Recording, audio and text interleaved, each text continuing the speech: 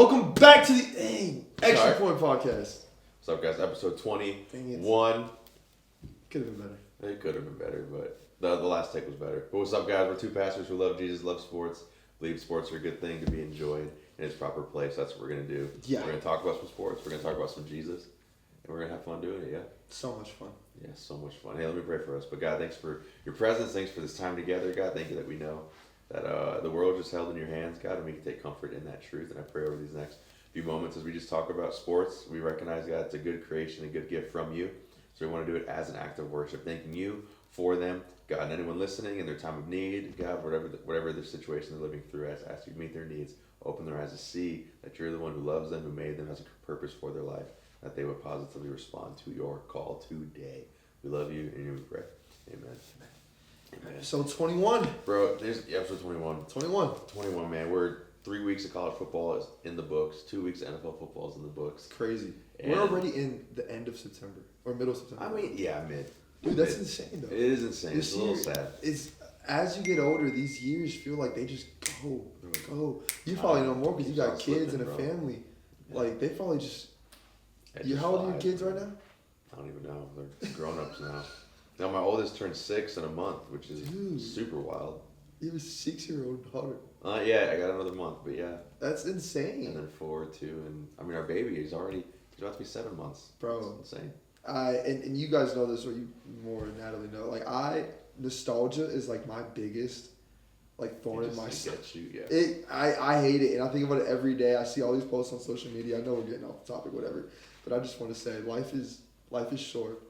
And let's really value like childhood nostalgia, or like any mostly era of life? It's mostly like childhood, like growing up in the 2000s, even like high school, but mostly childhood. Yeah. Like just the simplicity of life and having no responsibilities. Well, especially as a Panthers fan, you live in nostalgia. Oh my gosh, whatever. I just ruined the moment. I live in nostalgia. Just ruined the whole moment, bro. Whatever. Life is short. Love on your people. Love on your family. Tell them you love them. Hug somebody. You never know when your day is coming. Gosh, man, what are we doing right now? I'm crying right now. I mean, in that light, I will say too, like, we're laughing, but in all seriousness, in our extra point today, we are gonna just kind of share a little bit about the whole Charlie Kirk situation, world events, the state of the world. Where we just feel, again, it's our duty, right? As followers of Christ, when world events take place, like, you've got to speak out about it, say something about it. And so we will take some time to do that when we get to our extra point today. But again, this is sports show about sports. Let's get to the pod, man. I will say too, man, I think actually I heard Stephen A. Smith say it on his podcast right after the shooting took place, where I kind of like what he said, where he said, like, even though his life is literally sports, like, this is his career, he was able to shed light on the fact of, like, we can be thankful that sports are, again, just an outlet. Yeah. Like, they are, like, one of just the healthiest distractions. Yeah, that's exactly something that we can just look to and enjoy, even in the middle of crises. Yeah, and Pat stuff McAfee like did that too on College Game Day. Like his opening monologue, and I know they probably was told not to specifically say their names, but he did this whole thing on like how sports brings us together, and like, let's just, it's a healthy distraction. Yeah, it is. It is, man. So we can't, again, thank God for that. Again, I just believe it was given to us from Him, and so we want to thank Him for that. But let's get rolling. You mentioned game day. Let's talk about some college football again, bro. Let's go. This week was okay. Yeah. Like, it was all right. Looking at the new top 25 rankings, there has been some shakeups. Oregon fell 2 spots. Texas fell again. As they should. Down to 8. Down to 8. Clemson is no longer in the 25. Shouldn't even be ranked right now. Yeah, they're now unranked. Notre Dame, the biggest faller of the week, down 16 spots. Yeah, that was down to 24, man. That was an ugly game. And then A&M, on the other hand, rose. I think they're the biggest risers. They went up 6. Yeah. Up to number 10 now. I mean, that was a great game for them. And so Alabama saw some good movement. They're up 5, and so they're starting to kind of Alabama's bouncing back. Potentially get their footing again. Yeah. Florida State keeps on making a move. Even though they didn't even play, they rose 3 spots. It's a good week. Yeah, Miami. So they're up. Miami was up 1. They're top 5 now, Top right? 5, yep. Yeah, they should top be top 5 3. is Ohio State. We'll get to that. I agree with you. It's Ohio State, Penn State, LSU, Miami, and then Georgia rounds out the top 5. I like so that. I think looking at that, but let's just start with what I think is the obvious thing to talk about, and that is, what do we make of LSU football right now? It's hard. It's very difficult. That offense is so ugly. And that is what makes it difficult. I would agree. That defense is so good. Bro, crazy elite. Crazy. But again, you look at them against Florida, they only had 13 offensive points. Again, that pick six really saved them. They only won by 10, right? I'm not trying to dog Florida. Like, again, we know SEC, they're athletic. Yeah, Florida's a bad team. They're not a terrible team, but they're not good either. Like, USF put up more. Yeah. On that Florida defense. That's what I'm saying, man. Their quarterback, Neesmith, what's his name? For who? LSU. LSU is Garrett Nussmeier, yeah. I said Neesmith. Right. I'm so Aaron scarred by the you're on Eastern Conference Finals, bro. Get out of here. Maybe he would do better. But I think with him too, right? Like he had a great year last year, and so very much, good. This year he's a not lot like Klubnik, bro. Like both of these guys just had so much hype, and man, they're just falling flat. Yeah, with both of them, Klubnik, yeah, that's true. Both of them are having terrible years, but Garrett's getting bailed out by his defense. Big K does not have a defense over there in Clemson at all. They don't, man. Yeah, he has that somehow. But again, I feel like I would rather be in this position right now, where my offense is not figuring out, but my defense is locked in. Correct. Versus if my offense was dialed in my defense, which is usually the case for LSU. Their defense usually is the one that's falling backwards. Yeah. So they're in a great spot. Yeah, like I think Brian Kelly's gonna get them dialed in with that offense. Like we saw them last year. Like Garrett threw over 4K yards.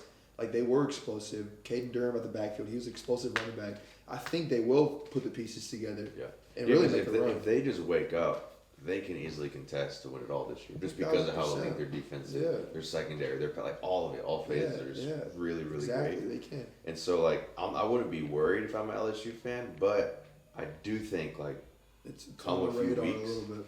Yeah, if it's still looking this way, then I would argue they shouldn't be in the top 5. Yeah. Just because what's going to happen when they start playing more elite offense, that despite how good their defense is, can still challenge them. You got to put points for 20 plus points. Then what are they going to do? At least 20. You got to put at least 20. You've got to be able to at least consistently put up 20, and so very true. I think that's for me the thing about LSU, but. We saw South Florida fell, so their little ride is over. I mean, that game was weird, man. Like it was delayed for over an hour. Yeah, I don't remember there ever being this many game delays, dude. In the NFL and in college, like, is this a new thing? But it's all in Florida. Has it always been all in Florida? Well, no, the opening night that was in Philly for NFL. Oh, that's true, but that wasn't as long.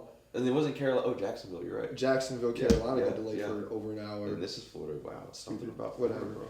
No, but yeah, I mean, USF is a cool story, bro. Byron Brown, obviously, and the media was hyping him up all throughout the week. They were hyping USF up to low-key beat Miami.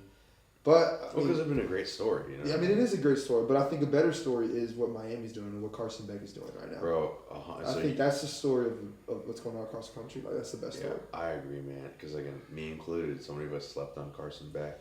Yeah. And he's balling, bro. Dude, he's the Heisman favorite right now. He is balling. The Heisman favorite right now. And they should be top 3 team in the nation. They're looking so good, man. I know he's got that one receiver, Tony, and he's... He's got like a 17-year-old who reclassed last year to skip his senior year or junior year to go straight to his senior year. Really? He's like 17 years old, catching touchdowns on these freaking teams in college. Bro, I mean, it's like Ryan Williams last year. They're playing so good, man. Oh, all cylinders, bro. Yeah. They're firing. Yeah, and so Carson Beck's leading them, man. You got to feel good about Miami. And then game of the week, Georgia, Tennessee. Oh my gosh. What a sad game, man.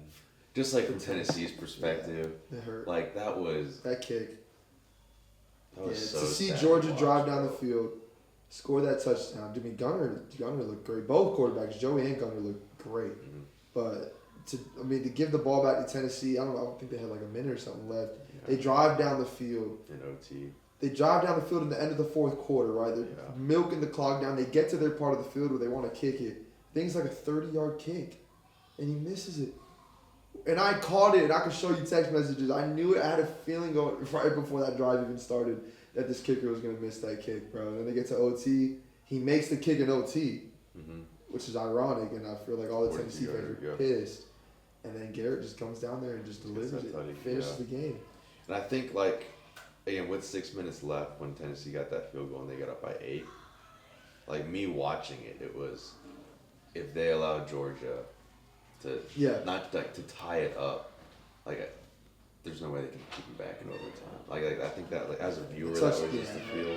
I mean, And of course, it proved to be true. and then the 2-point conversion too. Like, I mean, Kirby Smart. Like Georgia. I mean, that was I think one of the best games of the year. Like, Or that was an incredible. just goes to show, bro. Like Tennessee is also like they're not a bad team. Like, No, they're not, man. I mean, a lot of respect for is it Aguilar? Joey Aguilar. Yeah, Like, bro. he played great. I mean, he had 2 picks, Amazing. but he played. He had some. He was great airing throws. it out, bro. Yeah, man. Not afraid Great to air it out. And throws. that Georgia defense, which was we were saying like the best defense in the nation. Mm-hmm. Like He balled put out, up bro. numbers. But again, credit to Stockton, Georgia's quarterback. Yeah, Composed. He did what he had to do. first year starting for both of them Yeah, too. man. I They mean, look they both look look like well. pros. Yeah, but Tennessee, I mean, you got to be encouraged by it Oh, yeah. because again, they toe to toe into overtime with Georgia. Yeah. But at the same time, what was it? Is it like 7 straight losses now? Against Georgia. Yeah, the last one, I think the last one was I heard it. That's what Josh Dobbs was the quarterback. Yeah, Josh Dobbs, Juwan Jennings was Yeah. there. Yeah. That's crazy, dude. They had it, bro. That was their game. I They know, really that had was it, their bro. chance, man. That sucks. I mean, a lot, very, very similar to my pain as far as the Giants and Dallas. We'll get to that, but I sympathize with Tennessee For on sure. that. I can feel on that. that one. But and then, do you want to talk about Clemson, Georgia Tech at all? Georgia Tech. I mean, Georgia Tech every year I feel like is the one They that always poops upset on somebody. every good ACC team. Yeah, they always upset. Like somebody. last year, I think they beat Miami. This year they beat Clemson. Yeah. They're always just pooping on everybody. They're But Clemson's 3-0, frauds, man. bro. Yeah. Dabo, what is going on? I mean, this team had so much hype. They look like FSU from last year. Like, Yeah. I mean, it's what are they right now? 1-3 or 1-2. 1-2? Oh, I mean, they're not making the they can't. playoffs. Their season's already over. Yeah, they're too Which many. is a bro. Like, for your season to be done in week 4, like Yeah. that's so sad. Because their losses are to Georgia Tech. Who's the other loss to? Well, remember they lost opening night to LSU. LSU. Yeah. I mean, they could still technically like make a run in the ACC, but if they lose another conference game, it's like No, yeah. And they're 'Cause they're already definitely 0-1 in the conference. they're so it's- definitely done. If you lose 2 conference games, you're done. Yeah, yeah. And then another shocker to some, but Vandy stomped on South Carolina. Dude, Like it wasn't even a contest. Vandy's also like always a They're kind of like Georgia Tech in that way. yeah, right. Like They're last kinda year they sleeper in beat the didn't they beat conference. Bama last year? They definitely did 2 years ago. I don't know if they did last year. I'm pretty sure last year they upset somebody towards the end of the year. Again, they usually always do at least one team too. Yeah, bro. But again, similar. Vandy's now 3-0. One on SEC, South Carolina. Oh, They they had should be ranked. They definitely. a lot of hype, bro. People were saying their quarterback potentially one What's of his the name again? sleepers, South Carolina's quarterback. Lenore Sellers. Yeah. Yeah. I mean, he hasn't really. And yeah, just not super great, bro. I mean, they No. couldn't get anything going They couldn't. at all. Andy's defense was actually. And it was in South Carolina too. Yeah, man. Ugly game. Ugly game. My Tar Heels were back on the map. Hey, Big two win. dubs in a row. Big win. Big win. Big Uh, win. they're off this Defense week, I think. actually showed up Mm-hmm. this game compared to last game. Like offense looked great. Defense. I mean, showed bro, up. because I think they're off this week, and then they play Clemson, I believe, the next Which- week. Which now, I'm like bro, now that looks like a winnable game. I'm looking at our odds right now. It literally looks like a It's at winnable Chapel game. Hill, It is. so we'll So see. it's not terrible. We'll see. I'm just making sure that is next week. It's October 4th. I think. Oh, so that would be in 2 weeks and not next week. I think it's October 4th, or something like that. Along with those dates. Bro, I'm looking ahead to week 5 because I'm already here. There's some good games next 2 weeks. Yeah. Yeah, bro. We got Oregon and Penn State, Alabama and Georgia. Those alone, those are Penn State still to me is the team right now. Auburn, Like my A&M, favorite right now. LSU and Ole Miss. There's some good. Yeah. I think my only thing with Penn State is they still have yet to really play somebody. Exactly, which we can't hold against them, but No, still, like yeah. right now, I just feel like and I even said it going into the season that they were, I think, the best team in the Big Ten. And Ohio State's still really, really good, but I just Yeah, love Drew Aller a lot Yeah, I more. mean, I don't think you can say that yet, just because Ohio State hasn't shown regression. Yeah, I know, Yeah. but I like Drew Aller a lot more than what the heck is his name from Ohio State? Saying? Yeah. Julian Saint, Julian yeah. Saint. Yeah, but it's fun, man. Fun week of college football. So I love Yeah, like the bro. weekends nowadays. Like it's just been consistently good football. It's Like been we've good been games. getting bangers after bangers in It's been good college games, bro. and in NFL. It's been a really good 2 weeks. I love it, bro. My It's been- weekends are so fun. Yeah, it's been some good games. So restful. Hey, and just again, shout out to Oklahoma, bro. Dude. Offense is looking great. I told you, We both said Heisman dark horse, we bro. both said it going into the year. Like Oklahoma was a sneaky team to watch out for. I like watching. And John Mateer has the him factor. He plays with that. He plays like that Josh Allen type. Yes, bro. He just has that aura about him. He's a little. Sometimes I watch a good bit of the game. Sometimes a little too confident. Which I love. It's like Baker Mayfield. It is, yeah, but yeah, it's like Josh Allen type athleticism with Baker Mayfield's aura. Dog. Yeah. Legit. Yeah. No, he can literally will them. So I'm really excited to see. Again, of course, when they beat Michigan last week, that was a big deal. But they play Auburn this coming weekend. That's a fun game. And so I'm pretty excited about that. Also, too, that's where game day should be. Yeah. Also because Auburn's quarterback, I'm forgetting his name right now. No. Man, what's his name? I'm forgetting his name. Oh, it's Peyton Thorne was their starting quarterback. He was Oklahoma. Jackson Arnold. Peyton Thorne was last year. Jackson Arnold, who was Oklahoma's quarterback. That's right. And just wet the bed. But he's playing really good in Auburn. Mm-hmm. Like he's running really well, passing well. Yeah. And so this is going to be every Oklahoma fan that we want to see Jackson Arnold just lose. John Mateer's going to go crazy. I think he will, man. So that'll be crazy. But you can look ahead to next week as well. As far as ranked matchups go, we got Texas Tech and Utah. That's undefeated teams. Mm-hmm. Utah 3.5 points. There's another. I think Illinois plays. And then we got Auburn, Oklahoma, like I said. North Carolina plays UCF. Oh, that's a fun game. At UCF. UCF is 6.5 point favorite. That's a fun game. A lot of my friends are gonna go to that game. That will be a good game. I'm jealous. And then there's another battle of 2 undefeated teams. We're trying to see Florida and Miami. So that's where game day is. Miami will get which is trash. Miami will get another free dub. They're 7.5 point. I don't know why they're gonna cover 7.5. Yeah, I don't know why game day does that. Why do they pick? I think they pick it before that. No, they pick it literally the week of. Oh, do they? Yeah, every week, and I'm like, that makes no sense to go to. They just want to wear the gator guy. When Miami plays FSU next week, that's where game day should be, because that's going to be a fun game. Yeah. Miami FSU. Really good. Oh my god. Then we got Illinois. No one's talking about Illinois. Undefeated. Yeah, Illinois and Indiana. Both undefeated teams. And Illinois is number 9, man. Like talk Sneaky. about sleeper team in the Big Ten. They're sneaky. That's fun. No one thinks about I love Illinois. stories like that. You know what I mean? No, you don't. And so that's probably the game of the week. It looks like as far as ranked matchups go. Yeah. Everything else is just kind of unranked. Yeah, there's some unranked stuff. Texas plays Sam Houston. They're 41.5 point favorites. I don't even know if Arch can cover that. Dude, I mean Arch. What's going on with Arch right now? I still think it's too early to. We've seen improvement. Have we? I think he did not look good Sunday. But he's still making plays. He's making throws. I don't know, bro. Like against a team like that, you gotta at least show a glimpse of like. I didn't take away from that game. Like I feel really confident about Arch Manning right now. And I think for me, because and this is I think the difference, right? Like going into the season, I did not have him on the level that the media put him on. But So like I'm just saying from my perspective, you should have looking at, but I didn't. But I knew that was wrong. Because he was a 5-star quarterback coming out of high school. He was the top ranked quarterback out of his class. Yeah. So like you expect these dudes to. So but I think your viewpoint is right. I'm just coming from your expectations weren't. Someone who I didn't actually have high expectations for him. I actually thought he was gonna. Because if you take expectations away and you take away Manning from his last name, you'd be like, "Yo, this guy's got potential. He's playing really well. He's got a bright future. He's gonna keep growing into it." But it's because of the hype in his name. Yeah, I wouldn't. But I would agree if you're a Texas fan. Of course you're starting number 1. Yeah. Preseason poll. Of course you're alarmed. Arch has got to figure it out. I mean, you're gonna now his schedule starts to get tough now because they play. Start picking up. Who do they play this week? Oh, this week nobody. Well, next week they play a ranked Georgia or Bama. Who is it? No, Georgia and Bama play each other week 5. Hold up, let me see. I know they have a tough schedule coming up now. I know they're going to be playing Oklahoma soon because the Red River rivalry game. That's a fun game. Who did they play? What am I doing? Let me just click text it. I don't know, man. Arch is just not doing it for me. Oh, they have a bye week 5. So who do they play this week? This coming week they play, I think, Sam Houston. Nobody. Okay, so another week where Arch has an opportunity to really bounce back. Yeah. I thought this 3-game stretch he was gonna really. Then they'll play Florida. Yeah. Which now it's like. But that could be. That's And a Florida could teller beat them. right there. And then the week after that, they play Oklahoma, October 11th.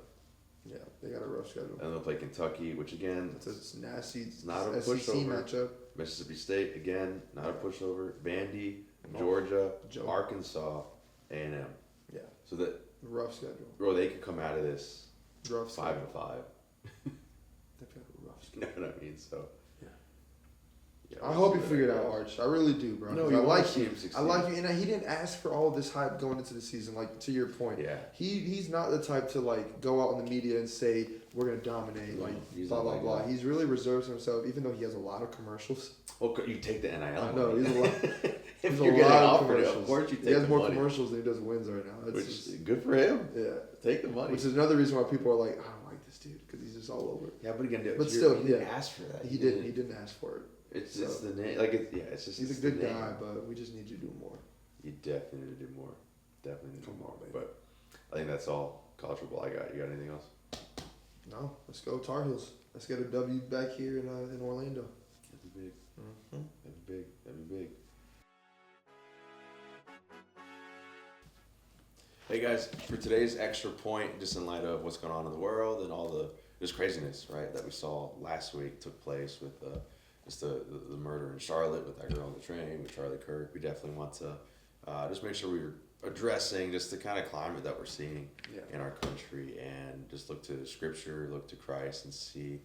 We're not trying to we're not trying to make a statement about anything, but we are trying to see just biblically, like what's kind of a response or some takeaways from everything going on. And I kind of have like 3 main texts I just kind of want to throw our way, look to, and just kind of form together to be like, man, I feel like this is an appropriate biblical response to what's going on. I don't know, Pastor Justin has something wants to add on to it also as we get to that. And so when we look at all that took place with Charlie and again his murder and the girl getting killed as well, I think there's, like I said, there's kind of 3 main things that come to my mind. The first one I want to read from Romans 12 is Paul's talking about again what it looks like as Romans 12 starts with renewing the mind, not being transformed by the world, but being transformed by the Spirit of God, and kind of then what that life as the body of Christ is meant to look like. And he says in reading verse 17 to 19, he says, "Do not repay anyone evil for evil. Be careful to do what is right in the eyes of everyone. If it is possible, as far as it depends on you, live at peace with everyone. Do not take revenge, my dear friends, but leave room for God's wrath. For it is written, 'It is mine to avenge, I will repay,' says the Lord." And I think this is a really applicable text for this moment in time, only because obviously what we saw, specifically with the Charlie Kirk assassination, is, from what we understand, someone repaying what they would define evil for evil. Like that was an act of hate. It was driven by vengeance, driven by violence, driven by anger, driven by hate and discord and disunity and dissension and all those kind of things. And as believers, as followers of Jesus, the way of Jesus calls us to, as we see these kind of things take place, our response is not to reciprocate what was done. Our response, again, he says it straight up, do not repay evil for evil. Do what's right in front of everybody. Now, it's pretty clear what Paul's saying. He says, as far as it depends on you, live at peace with everyone. It's not our job to take revenge. It's not our job to make things quote unquote right. Like if ultimately we believe God is the supreme ruler of the universe and will judge all things, call all things into account, that means he's going to call this stuff into account. Yes. He's going to judge it all, which lifts the weight from us. Now we're being called, we're being entrusted to show that love and grace and mercy and kindness of Christ. So it doesn't mean roll over. It doesn't mean like just let things happen. Like I don't want that to be. That's also not what I'm saying.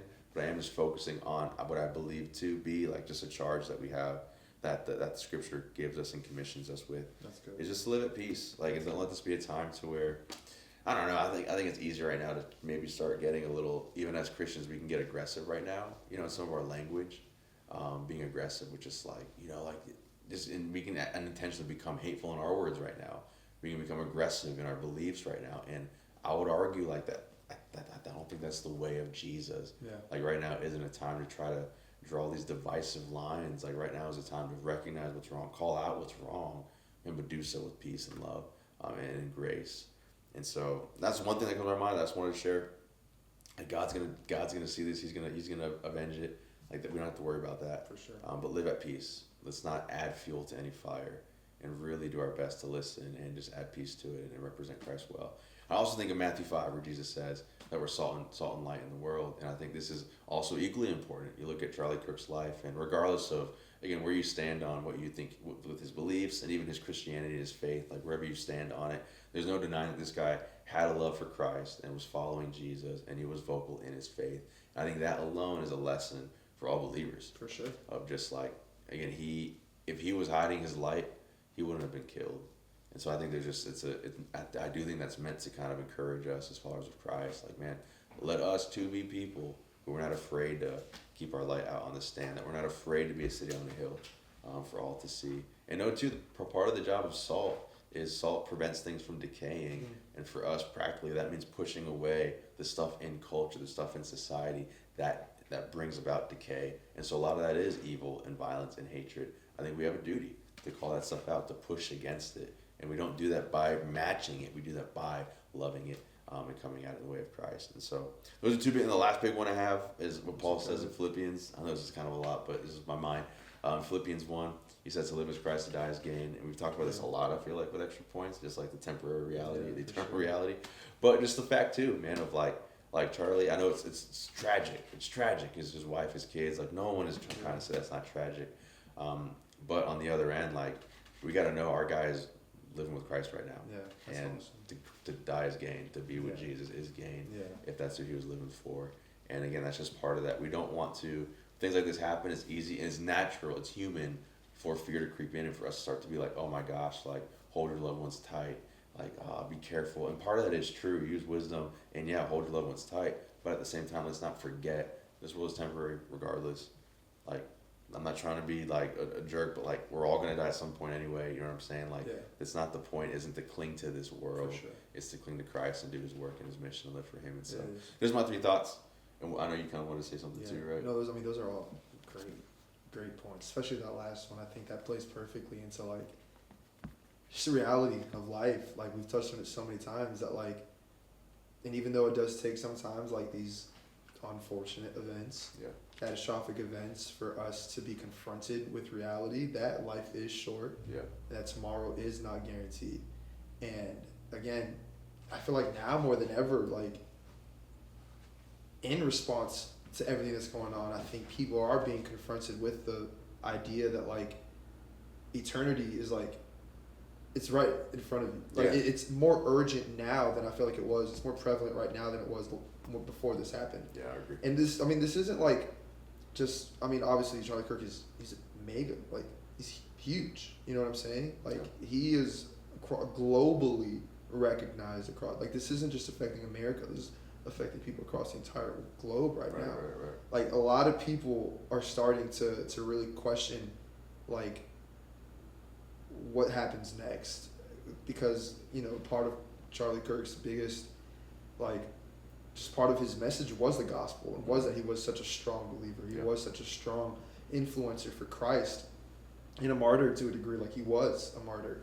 And I think now that, like, we just saw the White House posted like a minute-long clip sharing the gospel on the White House's Instagram page. And like, thank God that we have a president who doesn't back down from that stuff. You know what I'm saying? But like, with all of this going around, and with like all of his videos starting to become more viral, and people are noticing that like his main objective was, like he said it in so many interviews, like, what is the one thing you want to be known for? Like, if tomorrow was to like end, like your life is over. He's like, my objective was to glorify Christ. Right. Like, I want people to know that I'm a Christ follower above everything else. And that right there, like, it convicts me in a way, because it's like, if I was to die tomorrow, like, would people recognize me as one who lived solely for Christ? Right? Like, that's a hard reality to face, but it's the truth. And like, I think Charlie really dignified that in a really good way. And I think all across the country right now, we're seeing such an influx within the church. Like, it was the most attended Sunday globally, like, in a long time. I don't know the exact numbers, but like, I don't think it's a coincidence. I don't think it's a coincidence. Obviously, you just touched on it. Like, God has a plan. He is sovereign. If we believe that, then we have to believe that all of this is a part of his grand scheme to win souls to Christ. And again, I mean, it happened in Judges and Luke. Like we've seen it before, where God will allow certain tragedies to take place in order for people to come to the reality, in order for people to like start turning their heart to Him. We just saw this past Sunday was our highest attended Sunday at Clover Hill since I think Easter.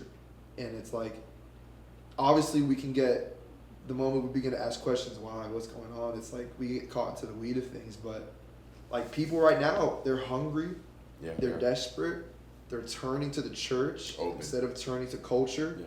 And it's important that we talk about this stuff from the pulpit, from this platform. Yeah, I agree. Because it's like, where else would our flock turn to? It's either they come to the church and they get, you know, their advice and their wisdom on how to handle the situation, or they turn to culture.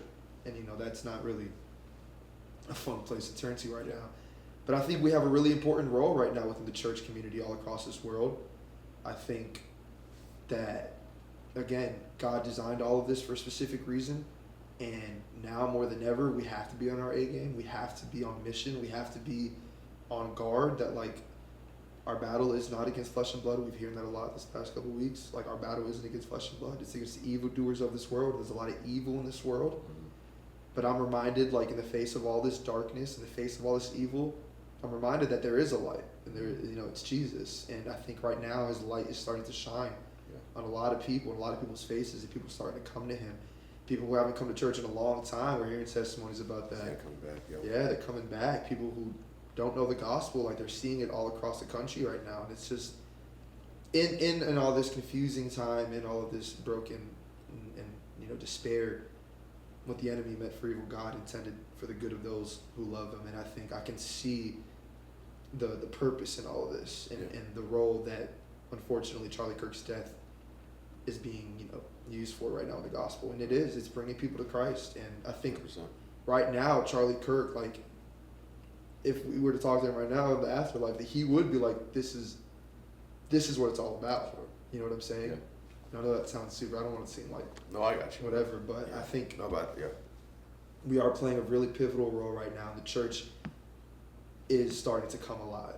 I think you're right, man. And I think, again, what we're seeing is there already was, like, we're seeing trends showing millennials, Gen Zs being at, like, a new level of openness to spirituality, things of the faith, the church. Now this, I think, is just really accelerating it to where, like, people are really, and part of that too is, like, you see someone who so vocal in their faith, you know, and again, like, part of his death is, it seems to be religiously motivated as well as politically motivated, but the religious side of it, I think someone who's willing to die for something, that's always going to, like, that in itself, and it's such, that's why we see the early church boom, right? It's because these guys were willingly being killed for their faith, and that's one of the greatest testaments and declarations you can have. It is. Like, willing to literally die for something and not back down. It is. And hold the conviction. And so I think that is the beauty in it all. Yeah.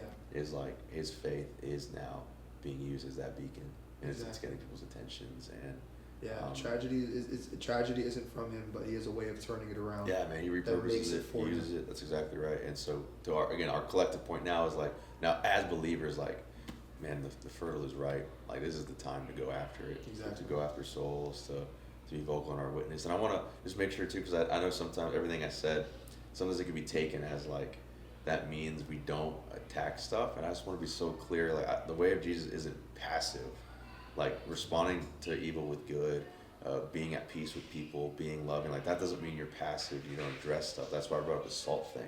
Again, salt, it pushes away that which decays. Like, it's aggressive, man. It does attack. Yeah. But it's just the way in which we go about it. I just believe, especially in this moment of time, we've got to be, what did Jesus say? Wise as serpents and graceful as doves. Mm-hmm. And, like, I just feel like that is so applicable for this moment right now. Yeah. To where let's not get too caught up in being the light, being the salt, dispelling darkness, calling out what's evil, that we forget, like, man, but we've got to do it in the way that also represents Jesus equally.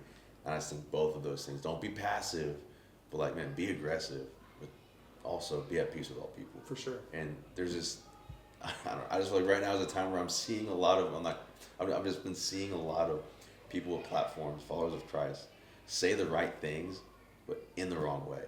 And it's upsetting people. Yeah. And it's like, it doesn't have to be that way. No, I know. I mean, there definitely is a lot of aggression right now within the pulpit in some churches. But, yeah, like you mentioned, I mean, Jesus' love is patient. Like Yeah. we have to Yeah. we have to be patient with it. Yeah. Yeah. So good XP, man. I mean, a lot more we could keep on talking about. Yeah, we could. Yeah. Should have done a whole episode on Yeah, it. probably. That's all good. Yeah. Just be praying this week, guys. Be on your A game. Again, be in your word. man. Be praying for these lost souls that are starting to Absolutely. come to church, starting to come to Absolutely. Christ, these prodigals that are returning home. And we'll be praying for you guys as well. Yeah. Peace. Peace. All right, let's go on to NFL, man. NFL. All right, so week 2, recapping this past week. Go ahead. I mean, bro, we've had 2 game of the years already. Back to back. Like week 1, Ravens and Bills, Oh my God. phenomenal. But then arguably just as good, Cowboys and Who Giants. nobody this week. expected. Nobody thought this was going to be Nobody a good expected. game. I mean, even as a Giants fan, bro, No. I was. And some Giants fans might get mad at me for this. But honestly, like, am I upset we lost? Of course. Yeah. Like, of course I'm upset we lost. Was that a winnable game? Of course. I thought the Commanders game was a winnable game. And this game was definitely winnable. I can go down my list of the things that I think lost it for us. The biggest number one, it's not a player, it's Shane Bowen, the DC. Bro, what are you got to doing, go. bro? Shane Gillis. You've seen, again, on one hand, he's only played our big 4 defensive linemen. Dexy, Burns, Carter, and Thibodeau. Shout out. He's only played all 4 of them for I think it's 12% Why? of all Great question. Yeah. Like, what do you've got those 4 One guys. of the best defensive fronts in the NFL. Why are you not consistently keeping them on the field? So that's one thing. But then not only that, you just look at, and you know what, we let Dallas score 37, whatever, tie it up. But on that game, tying drive with that field goal, why in the world we were playing prevent deep defense, knowing that they got Aubrey? All they have to do is get to midfield, and with the new kickoff rules, they start on the 35. That's 64. all they need is 15, 20 yards. Yeah. And we're giving them that from the line, bro. It made no kind of sense watching. And I don't think it's the player's fault. And it's not our pass rush's fault, because Dak's getting it off in 2 seconds because his guys have an eternity of space. And so That's true. that was really upsetting, man. And some people will blame Russ because he had that really, because once we got the ball the second time in overtime, I mean, Russ, we were driving. He got it to leak twice in a row. We were looking good, and then he had that weird. He loves to air it out. But he had that weird pump, which he lost the been a ball, and to me that was the turning point. But I'm not gonna sit here and say Russ lost us the game. No, he was the only reason. His interception doesn't even count. That was just the only reason you were in that game was Russ. Yeah, bro. It was not Russ's fault. He played phenomenal. That was his career. Arguably his best game. His career high passing yards. His best game ever. Bro, watching him just stand in the pocket and just.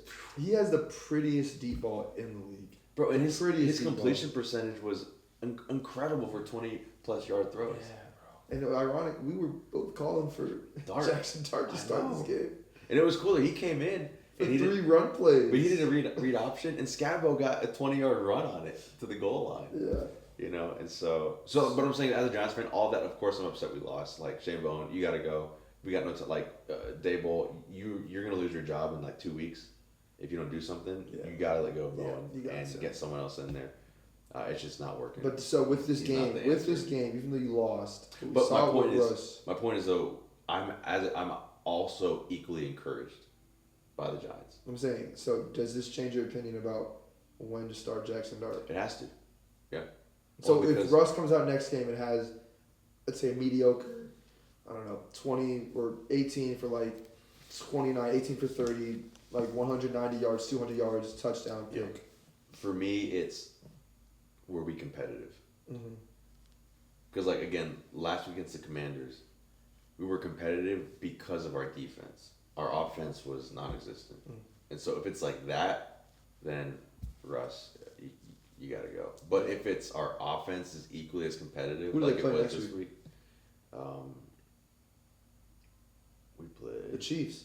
Yeah, the Chiefs on Sunday Night Football. Yeah. Which again, bro, I think that's a very winnable game. It's our home opener. I think it's a winnable game the way Casey's looking. But you also haven't scored a touchdown at home since what? No, we did. Daniel Jones did that for us before he left. That's what happened.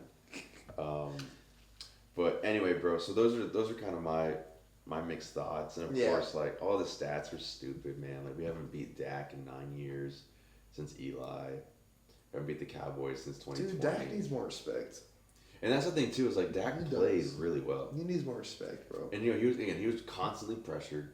He got sacked, I think, 4 times. Yeah. He was getting hit a ton of times. There's some terrible calls, which again I'm mad about. Like we got called for roughing, or they did by the book. They turned him in the air. They didn't land on him, but and our penalties, bro. That first drive, oh my god, that tackle got penalized. He's not even a rookie. He got penalized 4 times in a row. Oh my god, Like, he was mad on the sidelines. What are you doing? You got what was it, like false start, 2 of them. 2 false unnecessary starts. roughness. He was the backside of the run. Again, it was a 20-yard run by Scatabo. He clubbed a guy. Yeah, nah, idiot. Like there's just no. And again, that for me that goes to Daboll. Yeah. Like what are you doing with the discipline of the team? Nah, nothing at all. Nothing. That was rough. But gotta love seeing Malik Neighbors, bro.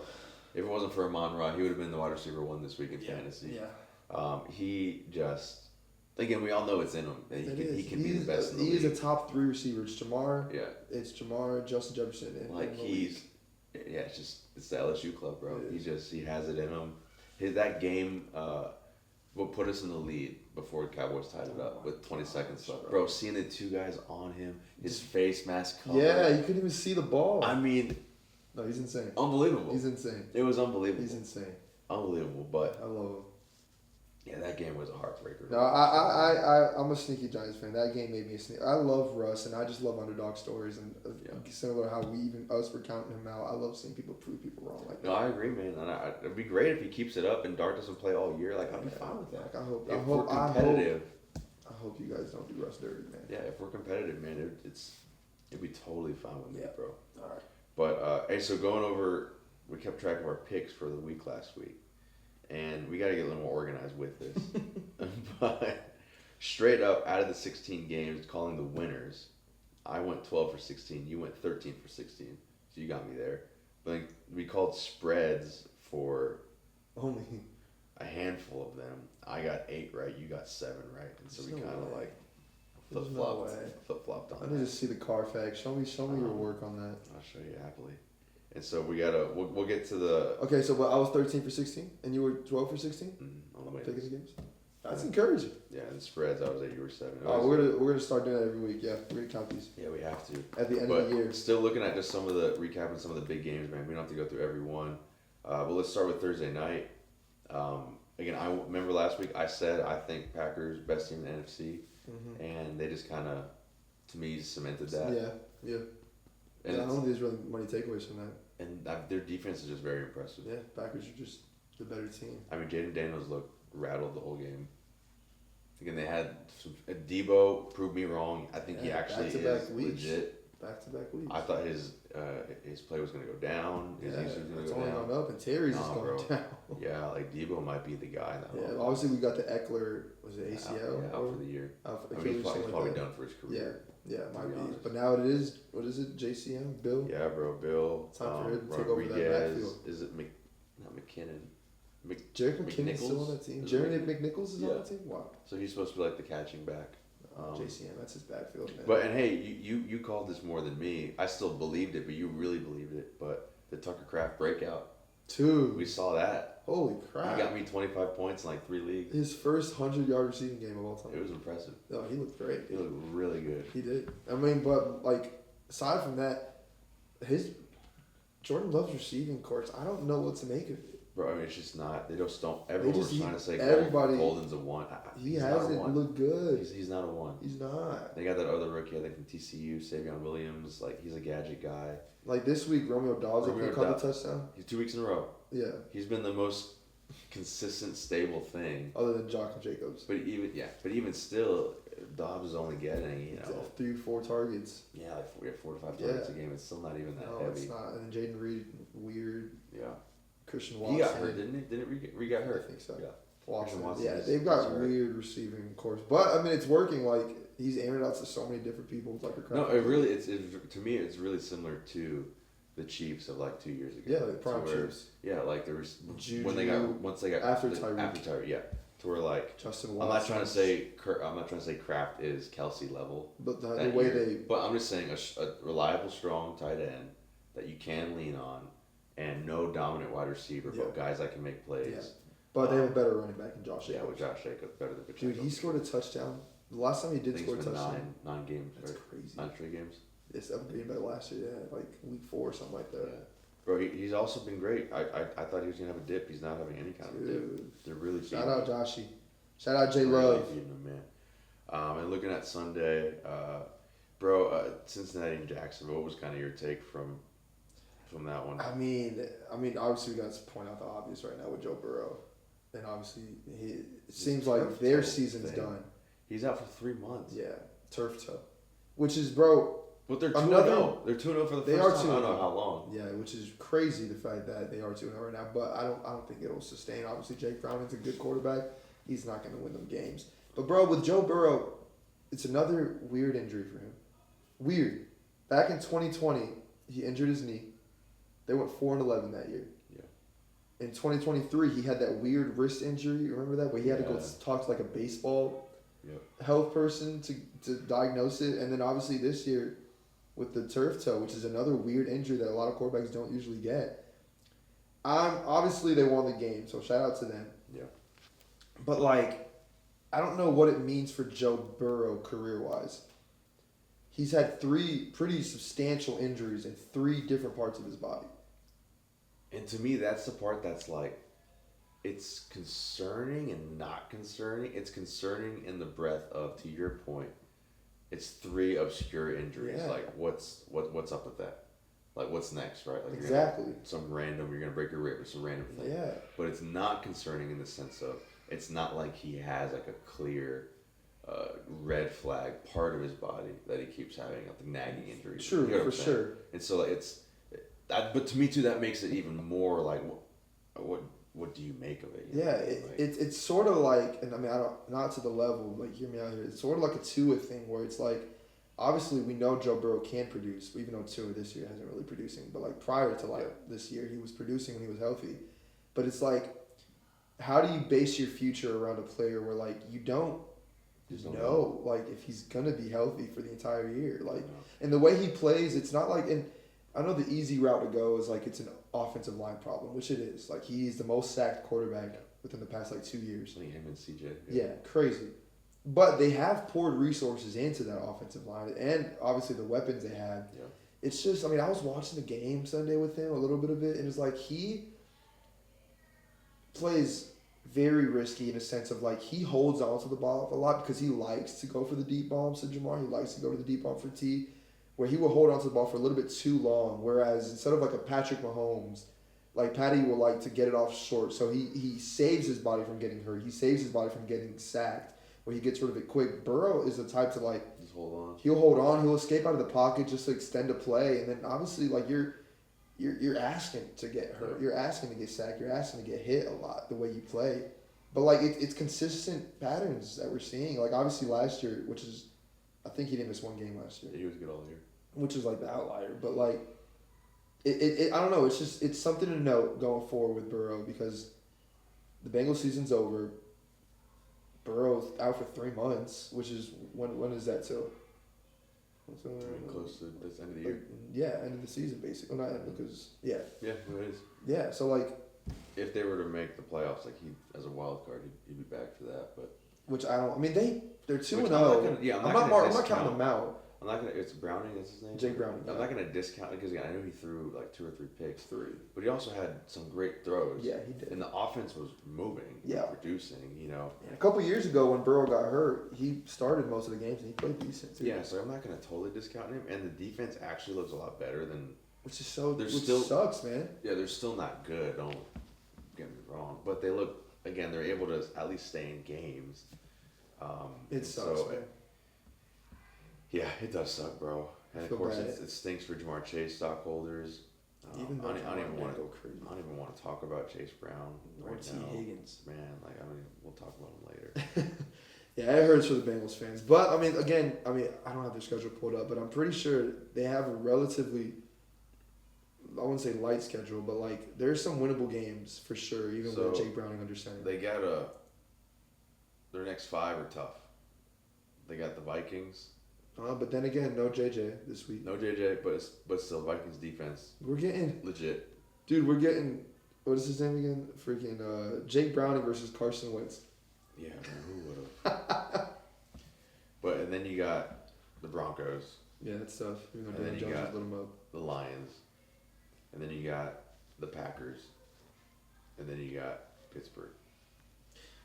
It's a tough stretch. I'm just saying defensively, like what Browning's up against, like that's a Pittsburgh's defense right now is not really. That's still a tough stretch, man. And they've got to figure that out. We could talk about that later, but they've got to figure that defense out. They'll play the Ravens twice in the back end of the season. And yeah, I mean, again, I don't think they made the playoffs, but I'm not going to discount them. They're 2-0 start, thank the Lord. But no, if they were 1-1 or 0-2, they'd be done. They'd be done. But them being 2-0 is a big. Yeah. No, it sucks, man. But it's disappointing because even with what Burrow did, man, like even his fantasy, like last week, 9 points.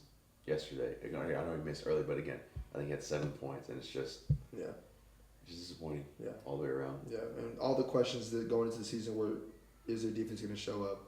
No, because everyone was saying this is his first healthy offseason ever. Like he's gonna. No questions about their offense, and now obviously he got hurt, but even before that, there were questions. I know, so it stinks, man. It does.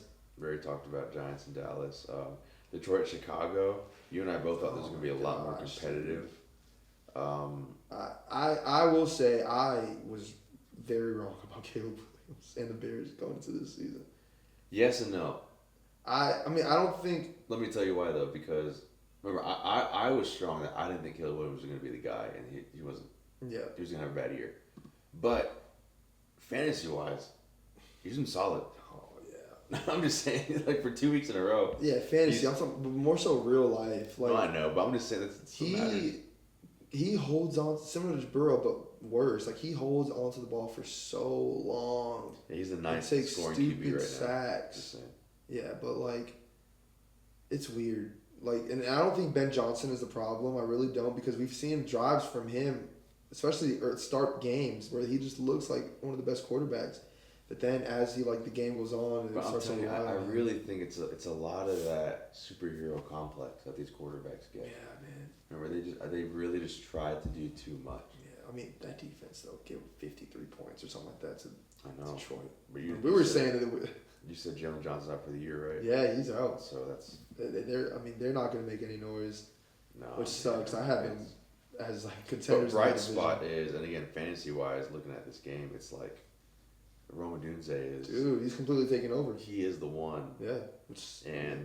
I have DJ in one league, it's kind of like, what do you feel stuck with him? Yeah, you can't sell him right now. No one's got no value. You can't start him. You just hope. I mean, he went from being a borderline wide receiver 2-3 to now he's a flex play. At best. And now you're just hoping that at best he'll start getting some touchdown production. Yeah, that's Rome wide receiver room now. But even DeAndre Swift has played decent. He's been alright. They're getting more. Is it Mungungai or whatever? Yeah, the rookie. He's kind of starting to be more that running back too for them. I mean, and it's another offseason. A lot of people said Bears won the offseason. Because they're lying. Because they revamped the whole line. But it's the same old Bears. I know, man. And from Detroit, shout out to them. Obviously, after a week, very good bounce back. Really rough week one. Much needed. They bounced back, man. They look much needed. They look great. I mean, Goff lit it up. Oh my gosh, dude. Amon-Ra, 3 Thank tutties. the Lord, he saved me in so many leagues. Amon-Ra did? Yes. I mean, he was wide receiver 1 in fantasy. Saved me, bro. Jameer Gibbs had a great game. Yeah. He averaged 8 yards. Dude, after that first drive, I thought Jameer was about to have the most crazy game ever. Thank the Lord. James Williams showed up. Okay, that's a weird one. Because how many times did Goff throw the ball? Do we have that? I can get it. I think over 35 times. Which I don't know why they did, because they were up by so much. No, 28. 28? Oh my god. Dude, they were literally driving up the field with ease with minutes left in the fourth, still having their starters into me, which is so funny. But J-Mo, I don't know how to feel about J-Mo right now. I think he's still the same boomer bust player. Yeah, I think there was a 4 targets. Yeah, I think there was a thought that he was going to become a little bit more. He's not. He's going to remain the same. I mean, looking at it, Amon-Ra, 11 targets. Yeah. J-Mo, 4. What's going on with Laporta? Laporta, 4. Well, he got hurt for a little bit. Yeah. And so Brock Wright stole that touchdown from him. Yeah, but Jamal's weird, man. 2 catches, But 100 it's still yards. they had 30 rushing attempts for 177. That's still going to be the foundation of this team. Yeah. Like Gibbs, 12 carries, Montgomery 11 carries. Like that's just kind of that's who they're going to be, man. And I don't envision them playing. I don't envision them winning games like that. No, this is what the Lions looked like consistently the past few years. Yeah. Now this is them against bad teams. Yeah. They're not going to be able to keep this No, up. We did. I'm sorry, but we did pass fantasy stuff for the last 2 games. I want to make sure we touched it with Jacksonville and Cincinnati. I know I joked about Chase Brown, but for me, his level of concern is really high. Chase Brown. Yeah, it's been 2 games in a row under 10. Now you take away Burrow, they're going to be stacking the box. Yeah. I mean, but it is. I mean, it's going to be good in the sense of he's going to get a lot of dump off passes, which is good for PPR. Yeah, I hope. With Jake Browning under I think center. he averaged like 2.8 yards a carry this past week. Yeah, that was. I mean, but it also was encouraging is he literally is the only running back they're using. Legit. The only running back. They're not using their Ricky Taj or whatever. Or some JP Ryan. He's literally the only. So that's good. It's encouraging as long as it stays that way. Yeah, I mean. And then Jacksonville's point. Dude, Etienne, baby. Truth. He is. He's an RB1 again. He did it, man. It feels so He's good. Back. He is back. Dude, Trevor Lawrence has been. I mean, he had 2 picks, 2 stupid picks. But still playing well. He's been playing really good. Yeah, and I will say this: if you're gonna buy low on a player, I would say go for Brian Thomas Jr. right now. I feel like he is a great buy low candidate because he likely was a late first round, early second round pick, and people are very, very up on him right now. Yeah, with his production. Back-to-back weeks, just mediocre. But targets. Oh, he had 12 targets last week. Only 4 catches, but 12 targets. So dude, but that's yes, buy low, but also like last year when T-Law was a quarterback and Brian Thomas, they weren't really. Yeah, it was with Mac Jones where he blew up. Yeah, so like that. I mean, obviously, I think they'll figure it out and they'll get that connection going. But like, it is weird. But also, like, bro, what's up with Travis Hunter? He didn't do anything this past week. In the past 2 weeks, and I think like, I don't say this is a ceiling. I think he would be a decent wide receiver, but fantasy wise, I just don't see him. No, but I don't think anyone. Hopefully, no one drafted him as a starter. But he was. I feel like he was a higher pick, like top 5. But again, he had 6 targets this past week. It's not like he's not being. Yeah, but they're using him weird, like on screenplays and I don't know. That's true. And I would say too, bro, Tootin, he needs to be stashed in every league. I know. I'm mad I didn't get him in some leagues. Which he stole that touchdown. He had 8 carries for 42 yards, and he had 2 catches for 32. Yeah, he stole that touchdown. He did steal a touchdown, but Etienne got one himself, so it was okay. No, yeah, Etienne, it's still his backfield for sure, but. But those are kind of fancy insights from those 2 games. From the Giants and Cowboys, all I'll say is, again, Malik Neighbors is him. I'll say I think Russ can be trusted in Superflex leagues. I'll say Dak needs to be started. And I'll say, too, like, I think you can play CD and George with confidence. Okay, what about Javonte? See, dude. I'm still, this might be a bold take, but I'm going to say, I would argue if you have Javonte, sell him the perfect time. You can sell him for the moon right now. Dude. And I would just tell you to do that. He looked amazing yesterday. The past 2 weeks, he's looked good. Yeah, but Sunday, like. But again, they're still splitting it. He had 6 catches. But I think that's because that was the game plan because of the Giants' pass rush. They were doing a lot. But also, he was running great against him. He had like a really good. He broke off tackles and stuff. And again, it's with him. It's tough because we know he was a great back before his injury. Mm-hmm. You know, and so it's always hard to know, is a player back? Is it just a fluke? Yeah, and it's hard for me to sometimes differentiate good in fantasy and good in real life. Yeah, and I think for me, that's what I'm saying with Williams is I think if you have the running back depth, like I would, if there's a guy in your league who they don't have solid running backs or they've kind of missed out, like someone who Chase Brown's their RB1, for example, and like they're struggling, but they got some receivers, I would. Dude, Brian Thomas. No, I think you get more than Brian Thomas. Really? Yeah, just because he's been so. You can get Brian Thomas and something. Oh wow. I would think. I would love to be in a league like that. I'm just saying, you got to think if someone is struggling like that. I would love to be in a league like that. None of the leagues that I'm in, they accept that. Back weeks. I'm just saying you could try a lot of people. Yeah. No, I agree. And then another thing too for the Giants, Scatterbo kind of sneakily took over the backfield. Yeah, I'm annoyed by that. Like out carried him, right? Yeah, I'm not sure what Tracy's doing there. Yeah, I don't like that. I'm not a big fan. Yeah, all right, let's keep going. Rams in Tennessee. Rams took care of business. Not really a whole lot to say. Shout out Puka, bro. I think Puka's going to finish as wide receiver 1. You know what? I think I told you that. You did say that. and I think he is. bro, he's a dog. He is. I think it's the reason is because he is just the volume machine. Yeah. Even with Devontae had a great game. He did. Dude, he had more targets than Puka. But bro, Puka is just. Dude, that so end around good. play, that running play, the touchdown, the 45-yarder was beautiful. Oh yeah, it was. But also, Kyron Williams, he has not looked great. No, and Corum is kind of starting to He stole a touchdown from him. rise up a little bit. Like, So in PPR leagues right now, after 2 weeks, Puka is the wide receiver one. Yeah. But right behind him is Neighbors. Puka has 50.7 total points. Neighbors has 49.8. Yeah. Then Amon-Ra 47, and then Rome 4. Yeah, Rome has had back-to-back really good weeks. And so, But back to the Rams, I'm nervous about Kyron a little bit. I don't know what's going on. He's just not really playing great. Like his yards per carry are not good. yeah. But the encouraging note is Stafford looks great. Their passing game is great. Yeah. Their defense is great. I still think they're. It is literally funneled. Their offense is literally funneled, just similar to when Cup was there. Just those two receivers. They're fine. I still think they're top 3 team in the NFC. Yeah. In Tennessee, hey, Ward looked Cam fine. Ward bounced Made back. some plays. Yeah. He had that one really Dude, that sweet touchdown pass across the field. Oh my god, Yeah. bro! When he bounced out of the pocket, ran to the right side of the field, cross body to the left. I mean, they said he couldn't do that in the NFL. They said it was only college, but he's doing it. Yeah. So, What's the receiver over there? Eric Ayamano or something like that? That's the guy's name. Yeah. That's a very. Some people are saying pick him up. Oh, of course. So I'm picking that's him something up. going on. New England, Miami. Let's go, Drake Ended up May, being a baby. competitive game. But yeah, bro, Drake May. Drake May, He he's was. the truth. A lot of guys said this was his week to blow up, and he did. He had a great game. Gosh, he had a beautiful game. He played great fantasy performance.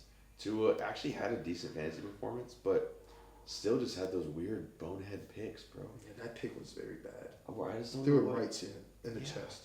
And the rumors are really starting to pick up. Tyreek to KC Yeah, let's go. Make it are happen. really starting to pick up. Just do it after they play the Giants this week, please. Yeah, no, I don't think it'll happen this week. Um, But Devon A-Chain, though, bro, bro, he's Locked and loaded. steal of fantasy football. yeah, he's going to finish. Just 'cause of how he if felt. He stays healthy, Yeah. Lord willing. 10 targets out of the backfield, 8 catches, 91 yards. The way that he fell into the second and third rounds, Yeah. I mean, steal. Yeah, he's literally, you're getting, if he was a wide receiver alone, he would have finished as like a top 5 wide receiver last week. Yeah, he's And then you add the rushing yards on top of that. yeah, he's playing great, man. He's quarterback proof. He Yeah. joins the McCaffrey club, being quarterback proof. Exactly. But with this, man, this is kind of, I can go on my own tangent of, bro, rookie running backs suck. Trevion, Hampton, Genty, all the, Caleb Johnson, RJ Harvey. He's going to get dropped. All of these guys that had so much hype. Now Ashton, I'm giving a lot of grace to because Ashton's in his own tier. he's in his own tier. Yeah. He's gonna be fine. End of the year, he will be a top 8 running back. I'm confident because he has the volume and he's producing. All the other guys, bro, Omari, he's not getting. I thought that was a game for Morion last night. And he got nothing. Yeah, man. And we'll get to that. I don't want us to get ahead of our script or anything, but Trevion, though, it's looking weird. bro, he's being outplayed by I think Gibson, not even just Ramondre. Yeah, he is. And so I'm hoping again it's just as time goes on and he can still be that playoff winner for. Yeah, I hope so. But for I'm fantasy. starting Ramondre next week. I think you should. Yeah. And I'm done starting Trevion. I have him 2 leagues. I'm done starting until he shows me something. I'm not playing him. All right. And then going on San Fran, New Orleans, bro. Mac Jones. Boy, McCaffrey, baby. Good for Mac Jones, man. Yeah, he looked good, bro. 3 tutty. Yeah, he played. That's just the freaking Kyle Shanahan offense, though. It's like It's so quarterback friendly. yeah, it is. You're set up for success. He played great. in that Juwan had a offense. great game. Ricky Pearsall, he had an okay, not as great as week 1, but still a solid game. Encouraging. Um, Juwan though back. Yeah. Juwan's back. Juwan is a great man, and again to your point, McCaffrey, quarterback proof. New Orleans side of the ball, Juwan Jennings. I mean not Juwan. Juwan Johnson. Juwan Johnson. The tight end. Bro, he might start being a weekly play. Yeah. 2 back-to-back 15-point weeks. Touchdowns back-to-back. Kamara, again, he's just proving that he is just Mr. Consistent. Yeah, no touchdowns, but he'll get you 14 points. Yeah, consistent for sure. And so he's doing. Spencer Rattler looked good too. He did. He looked really It was a good. competitive game. Buffalo, New York Jets. Hate that game. All around, I mean, James Cook had a great fantasy day. Oh my god, dude. Blew up. But Brees Hall didn't do a lot. Josh Allen didn't do a lot. No, I mean we definitely ran on our defense and our run game the entire game. Yeah, I mean, the Bills didn't need. Josh Allen didn't need it. This is the Josh Allen experience. This happened last year too. Week 1, he had an amazing game last year. Just gonna be those games. And then the week after that, he had like 8 eggs. points. Yeah. Like if he didn't have 59 rushing yards this week, Bro, he would have finished like with 5 points. Yeah, which is abysmal. But Fields is hurt. Oh, that hurts, man. You know, and so I think Tyrod's the backup there. Yeah, Tyrod's gonna start, and Tyrod came in and scored a touchdown, but yeah, I'm not really confident starting anybody on that Jets offense right now. I think Garrett Wilson moves down to like a flex play. Yeah, he's scary. Yeah, and that's the only person I'm really starting in that. He's scary. Brees is a little scary. Yeah, this is not fun offense. Seattle, Pittsburgh. Talk about Caleb Johnson, man. I mean, you saw the play. Yeah. That's just he's already not getting carries. You do that, he's not going to see the field for weeks.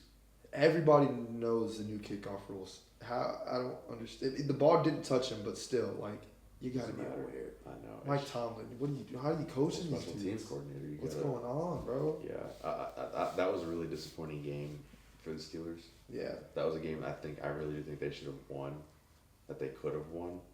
Sam Darnold threw 2 picks? Like he didn't have like a super clean game. Picks. And again, Kenneth looked great. He had that awesome touchdown run that you and I both have in some leagues. We're needing him to get 105 yards. He did it.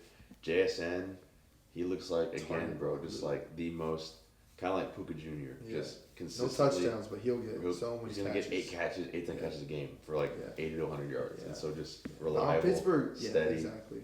And so you got to love that. But on the Pittsburgh side of things, you called Rodgers having a bad game. Dude, I mean, which last week was such an outlier, which I feel like is going to be, they're like a better version of the Jets team that he was on last year. Yeah. He does not have a run game though, and for an aging quarterback like Aaron Rodgers, and for most aging quarterbacks in this age of their careers, in order for them to have success and thrive, you need a running game. Yeah. And Dylan Moore, he had a good fantasy day. Yeah, but like running wise, he's not putting up. He's putting up like 3 yards a carry. The offensive line is just not. I agree with you. Good. You need more. You definitely need more. That's what he needs to succeed, and I mean, I don't think they have that. So I'm not. I know I said last week they were a sneaky playoff team. I mean, I don't know. Well, with the Bengals getting with Joe Burrow's thing now, changes the more chances for sure. And with Casey, they're not going to win the division still, but no, the Ravens will win it. But it definitely changes things a little bit with those factors in it. Yeah, but also Cooper Kupp bounce back, baby.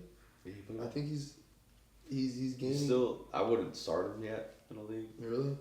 I think him and Sam Darnold are kind of getting like. I would roster him and consider him as a flex play. Yeah, but 9 targets. Not yet. Give him another week. He'll be starting. I think give him another week, and then with Pittsburgh, I mean, I think Jalen Warren is a safe place still. Yeah, he had 4 catches. And DK too. I mean, DK's the guy in that offense. He's not going to have a lot of comp. He's still like a risky. He had a beautiful touchdown. If he didn't have a touchdown, that would have been a bad fantasy day. It's true. Cleveland, Baltimore. We both called Baltimore to destroy them. They did 41-17. Just but Derrick Henry. Nothing. Like literally. He lost so many guys. Dude, 2 points. Just terrible. In a game where you win by. You would think it would have been all rushing yards. 30 points. No, 20 points. Yeah. I mean, no, 30. No. I don't know. I can't do math. I'm bad. 24 points. Yeah, in a game where they win by that many points, though, for you to not do anything, score 41 points and not do anything, it's crazy. Lamar had a great fantasy day. He's proven me wrong. He had 2 good games in a row. That's good. So that's good for him. My boy Tez Walker, I'm going to give a quick shout out to Tez Walker. Yeah, he scored. Baby. 2 catches, 2 touchdowns. Quinshon Judkins, he got, was it 10? The ball 10 times? Something like that? Yeah. And he looked 10 good. carries and 3 catches. He looked efficient with the ball. Bro. He's going to take over that backfield. No, I don't question about it. He will. Sooner than what we think. He will start to take that over. Yeah. Bro, this, again, incredible game. Another in there for one of the best games of the weekend, but Denver and Indianapolis, man. I can't believe what we're seeing with the Colts. Daniel Jones effect. Man, Daniel Jones. What world are we living in where Daniel Jones leaves the Giants? And now Daniel Jones is 2-0. And the Giants are 0-2. Yeah. What world are we living in where the 2 passing leaders in the NFL after 2 weeks are Russell Wilson and Daniel Jones? Yeah, totally. What world are we living in where the Colts are the first team in the history of the NFL to have 2 games where they didn't punt? To the first team ever to score on their first 10 possessions of a season. No, They're the best team in the AFC. The Colts. Yeah. They're playing like it. They are playing like it. I mean, aside from Josh Allen and the Bills, they are playing like the best team in the AFC. I mean, bro, Daniel Jones looks great. Dude, he looks amazing. And it's everything around him. That offensive line is so good. Jonathan really Taylor, oh my gosh. Oh, right now he's leading the league in rushing. Yeah, he's back. Like, and they don't even have, like, amazing receivers either. He's doing this with Josh Downs, Michael Pittman. No, again, they're good receivers. Yeah, they're good. But, like, they don't have an alpha. It's not like Green Bay where they're all blah. Yeah, for like, sure. These are step up. Yeah. Is what I'm saying. Like, they're good receivers. Yeah. Like, Pittman is great. Downs is great. Warren is great. Taylor is great. They're good. I would say they're great. We've seen Pittman have and Downs be great. We've seen them be great. Yeah. And Warren has the potential to be a top 5 talent. Tyler, yeah, that's, I mean, he. You know, and we know Taylor. 45-yard catch in the first quarter. I was like, we know Taylor's great. And so, bro, it's just been, I mean, he's scoring at will. He looks so comfortable. Who do they play next week? They play the Tennessee Titans. Hey, bro, that'll be 3-0. Yeah. But knowing Daniel Jones, if at some point. Oh, God, I think this is the trap game for him. I think this is the trap game. Again, you hear Stephen A. say every year the Cowboys are going to cowboy at some point. Daniel Jones is going to Daniel Jones. It's going to come out eventually. You need to go up against that defense in Denver and light it up. I think Tennessee, that's the trap game. They might get you. Yeah, I think they're going to get him. Oh, God. We'll do that later, though. Yeah, but and Bo had a great bounce back game, though. He looked great. Yeah, Bo played great. He's doing what he's supposed to do. Cortland Sutton, 1 catch. 4 targets, 1 catch. Troy Franklin. Dominating. Is he the wide receiver 1? Dominating. Is the Oregon connection here? Yep. I already put a whole bunch of claims on him this morning. Me too. How much fab did you bet in our league? I'm not telling you that because you're going to go, no. It already passed. We haven't looked. The claim was processed? Yeah. Don't tell me how much money. 6. Oh, only 6? Yeah. Oh, great. I put 25. I'm not that high on him. I'm not that high on him. I had to take a gamble. No, I think this is the Cortland Sutton experience too. Like, going back to last year, I think he started off slow. And then as we had a good week goes 1. on, that was the thing, though, is he played last week and Bo did play well. He had that touchdown. But I think I still feel really confident in him, like, dominating. And Mims is a nothing for them. Who a lot of guys thought he was going to be the... Yeah, but target-wise, he's not really. Yeah. He scored a ton. And Evan Ingram's done nothing. Yeah, that sucks. I drafted him. Disappointing. I drafted him in a lot of leagues. How much want to talk about your game?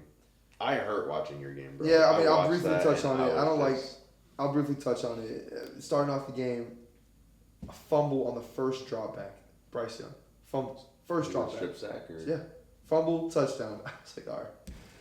Bryce Young experience is over. I've had a good run. Dude, the next drive, interception. Yeah.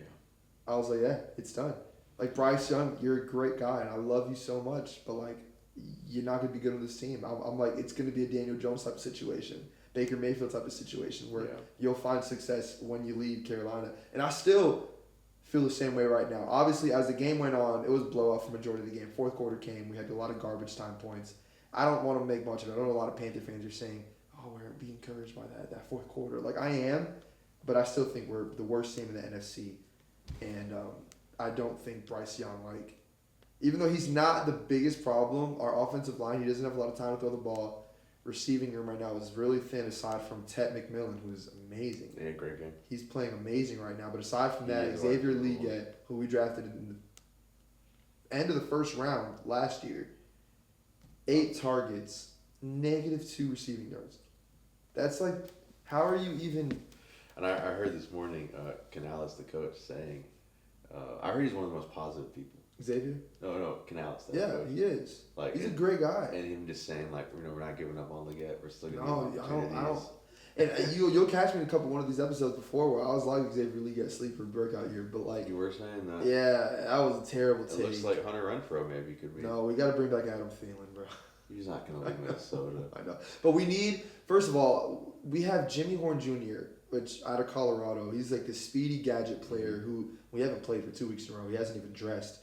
I think it's time, like, we're not winning these games. Let's experiment with these younger players. Yeah. Jimmy Horn Jr. is a fun player, which a lot of these wraparound plays were given to, like, a league or these screenplays. Jimmy Horn Jr. has the potential to really, do something with that. Seriously, but also Jalen Coker, he's going to be back soon in a couple weeks. He was on the IR. He's a good slot receiver. Week 3, it's already time to. Yeah. Yeah. That's Bryce. I mean, I love you, Bryce. I really do. Man. He had a good fantasy day. Yeah, he did. And numbers-wise, if you look at the numbers, it looks like he had a really good game. But if you watch the game, he didn't. Yeah. No, you didn't. We got that onside late in the quarter. You were encouraged by it. I wasn't. Yeah. I knew the whole time we were going to lose that game. So.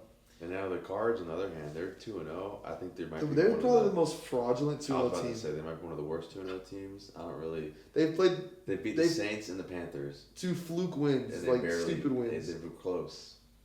Remember last year when the Saints were 3-0 to start the year? Yeah, and everybody's remember they blew out. Yeah. What was it? The Cowboys. Yeah, and week someone 1. Else. Yeah. It was crazy. I think that Cowboys was week 2. I can't remember week 1 was. Dude. But anyway, Kyler I think he's just destined to be mid. Yeah, I mean he's destined to be mid. James Conner, still being James Conner. Trey Benson, usage going up. Again, fantasy wise, get Trey Benson if you can. By the end of the year, I think he's going to be the guy. Marvin Harrison, I can't stand you. He doesn't like playing football. I just don't he's so. I really got in our league that we're in together here. I really got myself drafting DJ Moore and Marvin Harrison. Oh. I really got myself. Yeah, man. With that. That's discouraging. Marvin, it's just he's scary. After week 1, he felt great. Yeah. But now you're afraid to start him. Yeah, I mean he had McBride 6 targets, but still. McBride is never going to score a touchdown ever. Yeah. Which is But to your point, bro, McMillan, no doubt, you can confidently play him. He's a confident wide receiver too right now. Yeah. He's just going to keep on getting targets. Start him. Eagles and Chiefs, we both got this wrong, bro. We both thought the Chiefs were going to win this one. Philly won 20-17. Really boring game. Yeah, it was boring. It wasn't fun. Is it? Wasn't fun. Hurts, he barely cleared 100 passing yards. He had 101. Wow, how are we all so off about the Eagles? Well, what do you mean off? We all thought their offense was going to be not so much more pass heavy, but at least a little bit more pass heavy. Yeah, I mean, we again, to our defense, none of us knew what this new OC was going to be like. True. And it seems like they're going to be what Kellen Moore was, but just more grinding. And they ran the ball 34 times. But it's not like Saquon's getting 200 rushing yards or even high. How many rushing yards do they have? 88. Yeah, so it's not like he's going crazy when they're rushing. But they're still just. It's just a lot of just the grinding. run, pass, run, RPO. Yeah, all of his passes were around the line of scrimmage and not airing it out. He only had 15 completions. That's insane. Yeah, that's insane. 15 completions. He averaged 4.6 yards of completion. But if this is what the Eagles' offense is going to be for a majority of the year, I don't know. It's time to even though we've had these conversations about Jalen Hurts going into the year, is he a top quarterback? Is he not a top quarterback? We can't judge it. This makes it hard. I'm saying you can't. Obviously, he's not winning you these games. But again, they're winning. They're winning. But it's definitely much more. But it's not due to him. It's much more in a game manager. Yeah, fashion. But even worse in game manager, bro, because you just said 108 passing yards or something like that. Yeah, that's passing yards. But on the flip side of that, the Chiefs 0-2. 0-2, bro. I mean Now again, they're as far as the AFC West goes, they're still in it. The Chargers, of course, are 2-0 now. Yeah, I don't think they're good. I don't think the Chiefs are going to win. Raiders are 1-1. Denver's 1-1. That's a tough division. It is. It's one of the hardest divisions in football. And so them being 0-2, I think everyone just kind of I don't think there's anyone who's worried yet, just because we've seen this movie before, and the Chiefs always find a way. We haven't seen them start 0-2. We haven't. In the Patrick Mahomes era ever. We haven't. This is the first time. Last time Andy Reid did it was 2014 or something like that. I saw. Yeah, and even this is a winnable game for them. I mean, Kelsey had that. That's what I'm saying though. That's why, bro, that bobble interception. That would have definitely won them. They definitely would have scored there. Yeah. Even if they didn't score a touchdown, they would have had a field goal to win the game. It's just those little things where. Tough. They have no kind of run game. Mahomes has been the leading rusher 2 weeks in a row. Kareem Hunt and Pacheco, they're just not good. And it sucks that they're relying. Usually when we see Mahomes rushing like this, it is towards the latter half of the year in the playoffs where he's winning you these games with his legs. Yeah. But for you to rely on his legs week 1 and week 2, I'm panicking on them. I'm serious. Until at least they get Rashee Rice back. and Xavier Worthy back. I do think that's going to make a big difference. Oh, that was like, they're not explosive right now. Yeah. Yeah, bro. I mean, Tyquan Thornton's your big play guy, right? Yeah. Now. And even that, like, Patty missed him, like, and I think it was that third or fourth quarter. Yeah. A couple times. Yeah, bro. I'm a little bit, and a lot of it is self-inflicted wounds, like you just talked about, like that Travis Kelce drop. It's inexcusable. That's hard, bro. Like, I saw Andy Reid, he went for it on 4th and 1 on, like, his own 35-yard line in the third quarter. You just don't do that stuff. Especially against the Eagles. You don't. Yeah, bro. So, I saw this morning, Vegas still has them as, like, the 5th best team for this title odds Super Bowl. Which, again, I think it's still too early to not. Yeah, 1,000%. But they're not going to, I think they'll make the playoffs. They're not going to win the division. No, I think the Chargers really. Yeah, I think they run away with that. But so they'll be a wild card team. And then when they get to the playoffs, we never know what happens with Patrick Mahomes. To your point, when Rice and Worthy are back, it's going to be a totally different offense. Yeah, exactly. And like Worthy should be back soon, right? Hopefully this coming week. Yeah. He was practicing surprisingly. Yeah. So we'll see. But on the Eagles side of the ball, bro, again, I think Saquon keeps starting him up. He's a beast. Jalen Hurts, like this performance scares me a little bit if I have Hurts. And AJ Brown, he had 8 targets, but 5 catches for 27 yards. I think that's also a very good buy low right now, AJ Brown. You would buy AJ Brown. I mean, we've seen this story play out with AJ. You know how his personality is. He's a diva. At some point soon, if this continues to happen, he's going to start crying. He's going to start saying stuff in press conferences. He's going to start pouting on the sidelines, and they're going to be forced to throw the ball to him. Yeah. And then that's when his production starts to ramp up. I hope you're right, because I got him in some of these. Yeah, no, I believe so, bro. Him and Devontae. Atlanta, Minnesota. Atlanta won that one 22-6. JJ McCarthy looked bad. Oh, yeah, he got hurt. He looked terrible. He's already ruled out. Dude, he looked so bad. 11 for 21, 2 interceptions, 158 yards. Yeah, man. I mean, the Vikings, they're great defense, but their offense is kind of scary. Aaron Jones is hurt, so again, Jordan Mason for sure. Yeah, this is time. You get Jordan Mason if you can. With him being a 3-down back, who knows when he's going to be able to produce. For sure. We've seen glimpses. Justin Jefferson, it sucks. Yeah. I hope maybe with Carson Wentz, who knows? Maybe Carson Wentz will just cover him in targets. Yeah, I hope so, man, because JJ was not. Then on the Falcons side of the ball, I know like a lot of us were kind of mixed on Drake London, but I feel like Bijan is the only sure thing in this Falcons offense. It seems like it. Even from the occasional, even like Kyle Pitts, like he had a decent game. And starting off the game, he had he had 2 targets on the first drive or something. Yeah, like he was looking really good. I thought he was about a good game, but. And similar to the Eagles, bro, Penix only had 13 completions. Yeah. He had Bijan carried 39 rushing attempts. Bijan carried them. And Algier, bro. Yeah, he had 16 carries. Yeah. So I'm just saying, like, if this is the offense, it worries me a little bit about London. Yeah. I mean, I hope. I don't want it to be. Because we saw last year, when towards the end of the year, Penix and him, they were airing it out. And he was putting up numbers. They were. But, I mean, this might be their Raheem Mostert. This is what they want to do. It could be their... But again, also the game wasn't close. The game wasn't really close. It's Raheem Moore. That's a Raheem Mostert. Yeah, you did. The game wasn't close. So I think the game script definitely played into it. Yeah, no, it did. They were winning majority of the games. So it did, but they weren't having to air it out. Yeah. But even on their first drive, I remember I watched, Bijan got, 5 straight carries? Yeah. So it was, I think they went in. I mean, that is their offense goes through him. Yeah. For sure. Yeah. Then Tampa Bay, Houston. I called Houston, you called Tampa. Bro, and now we're looking at Tampa being 2-0. Yeah. And Houston being 0-2 in the Daniel Jones-led division. Did we say that? What? That the Colts were going to win that division? No. Did we say?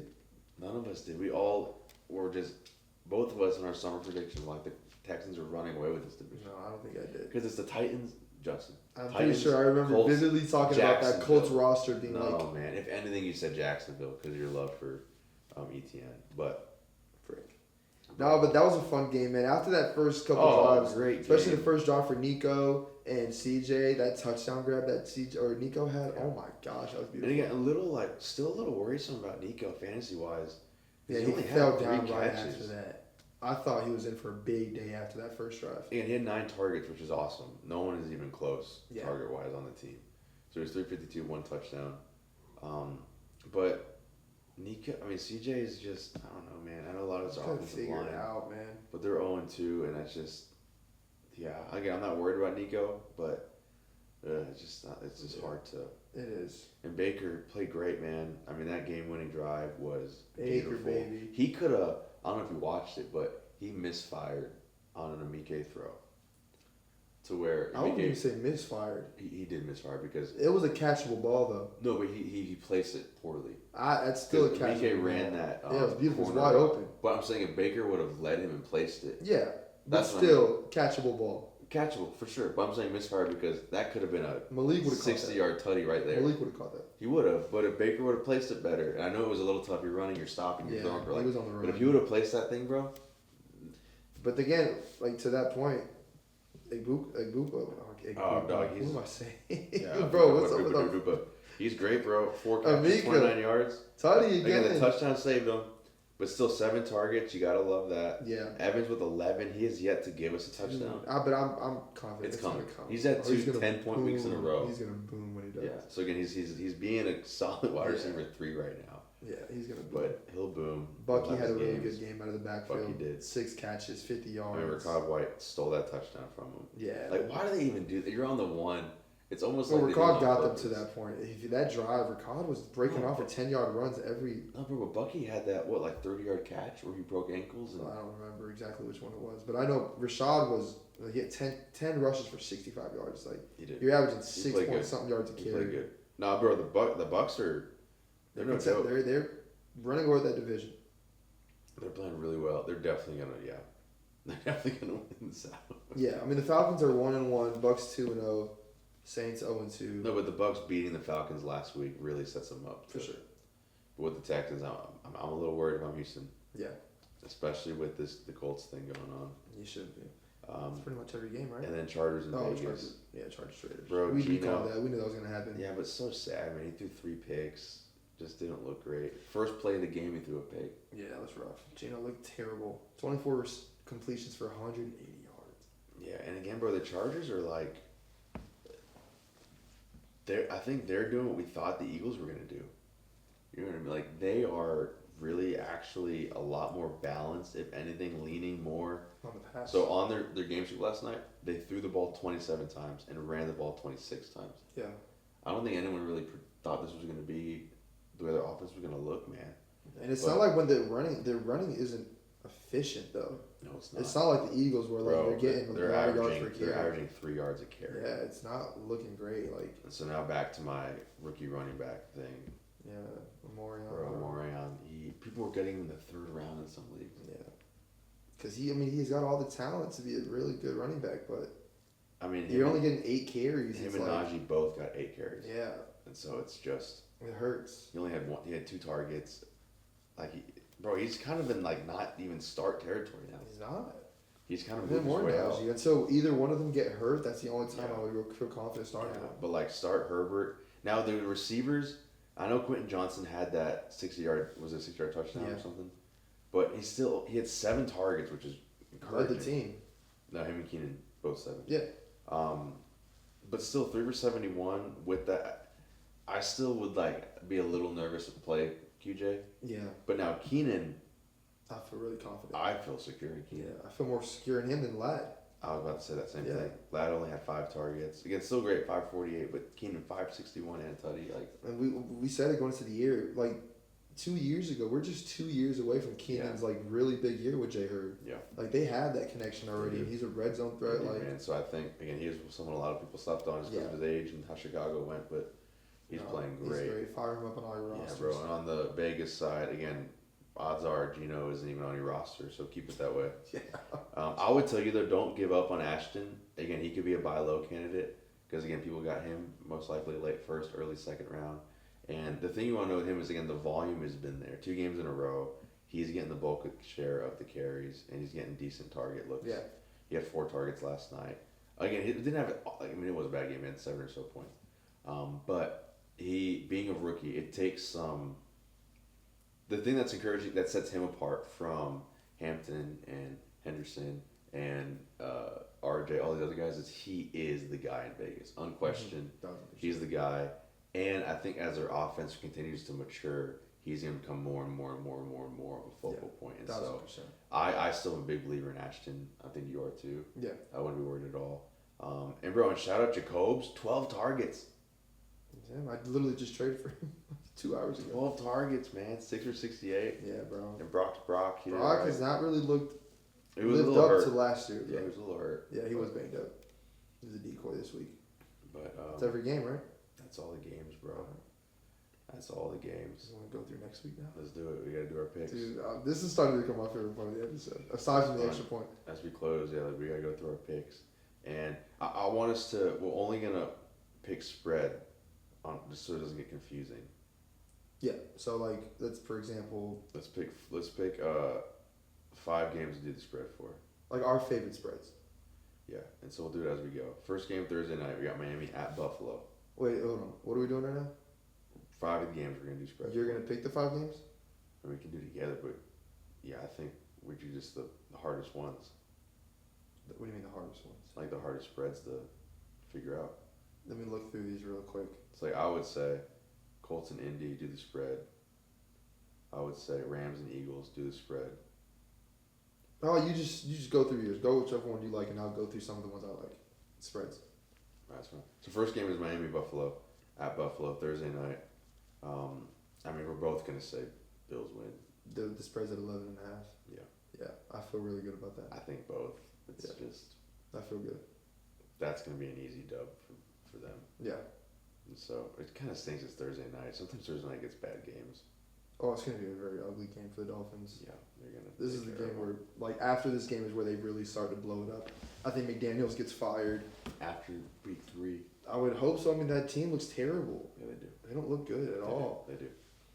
All right, and Sunday we got Green Bay at Cleveland. Green Bay wins. You too? Yeah. Spread 7.5.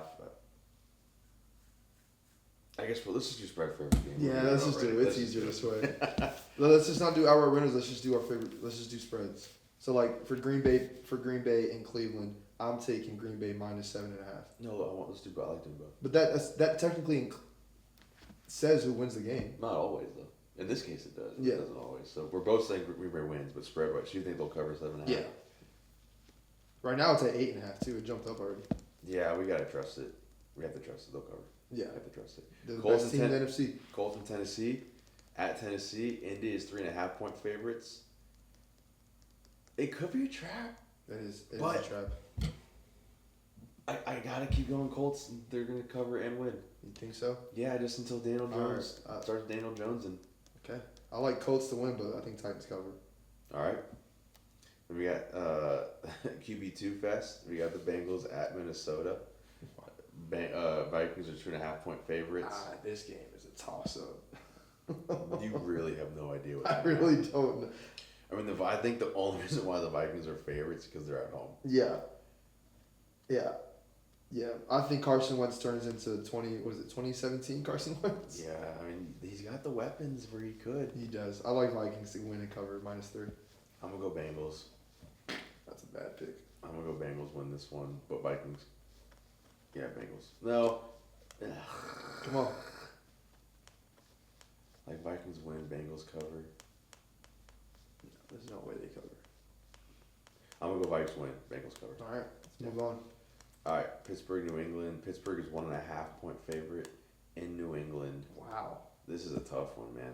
I don't know how they did that. It's based on last week's games. I'm going to go Patriots to win and, definitely cover.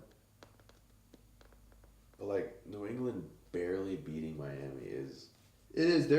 New England's defense is a little bit worrisome right now. But so is Pittsburgh's. Like, I have a lot of question marks about their defense right now. The only bright spot of their defense has been Jalen Ramsey. He's played great. Yeah. But, like, we haven't seen this typical, like, TJ Watt-led defense. That's true. This one's tough for me. Again, I think you got to give the edge to New England at home. Yeah. Which means that New England covers. I'm going with that, too. Yeah. Now, this game of the week, potentially, Rams at Philly. Oh, Beautiful game. Philly's 3.5 point faves. I got to go LA here to win and cover. Whoa. Again, I'm saying they're the second best team in the NFC. This is got to put it here. I think they're gonna go into Philly and cover. And I think they're gonna force Philly to have to throw the ball. Yeah, and with that, they're not gonna be ready for it. No, I think they are, and I think Philly wins. And I don't. This 3.5. I don't. Phillies have them by 4 or more. No, yeah, I think the Eagles win, but I don't think they cover. All right. Yeah, that'll be a good game. We got Jets at Bucks. Bucks are 6.5-point favorites. I mean, but sometimes the Bucks be doing that, man. Like this is a game that they could easily lose to. Trap game. Yeah, like the Bucks do stuff. Like that. If it was Jay Fields, maybe I don't forget with Tyrod Taylor. No, I mean the Bucks will win and cover, but yeah, I like the Bucks to win and cover. Then we got Raiders at Washington. Washington's 3.5-point favorites. I actually think this is probably the safest pick of the week, to be honest. Washington. Yeah, at the win and cover. Yeah, they need a game to finally show. Their offense is gonna unleash. I like that too. Then we got Atlanta at Carolina. At home, Atlanta's 5.5-point favorites. Yeah, no, it's at Carolina. Yeah. Yeah. I mean, I don't want to touch this game, but I have to. I mean, Atlanta's gonna win. Yeah, I think Atlanta wins and covers. I want to give your team hope, man. Like they could cover. No, not against that team. I think Bijan's gonna have his absolute way with us. That's so sad. He could it's so absolutely destroy us. Yeah, you're probably right. All right. So you're going what? I did Atlanta both. Okay. Houston, Jacksonville. In Jacksonville. Houston's got to get a dub, man. But they keep losing. Yeah, and I don't know. I don't. Jacksonville's the favorite, 1.5. Yeah, I don't think this is the week they get their dub. I think Jacksonville is rolling right now. I think Liam Cohen has that offense moving. ETN is freaking. I mean, I'm going to go Houston just because they no shot they go 0-3. Yeah, I think they do. I think 0-3. It's time to panic. D'Amico. Jacksonville Jaguars. I think backs win against and the cover. wall. Houston wins and cover. So then we got Denver and Los Angeles. Another great game. Oh, that's fun. In LA, Chargers are 2.5-point favorites. Gosh, this is a tough one. Yeah, it is tough. I mean, last week we just saw Daniel Jones light that Broncos defense up. I want to believe that Justin Herbert is a better quarterback than Daniel Jones. And I think the Chargers are a better team. So, and I like them at 2.5. I think they win by. If they do win, it's at least by a field goal. Yeah, I just feel like this Denver team. It's hard to. I think they had a lot of hype going into the season that they were going to be like a top 5 team. Yeah. And they've been really underwhelmed. But last week they looked good. I still have confidence that they're going to like figure it out. Yeah. But I do think the Chargers. I think they win this one. And cover. Yeah. All right. I like that too. And they win and cover. All right. Yeah. And they start 3-0, man, which is crazy. Let's go. Saints at Seattle. Seattle 7.5-point favorites. I think Seattle wins and covers. I like Seattle one, but I think the Saints cover. It'll be closer than that. Yeah, I think Saints +7. I'm taking. All right. We got Dallas at Chicago, and this is actually interesting. Chicago is 1.5-point favorite.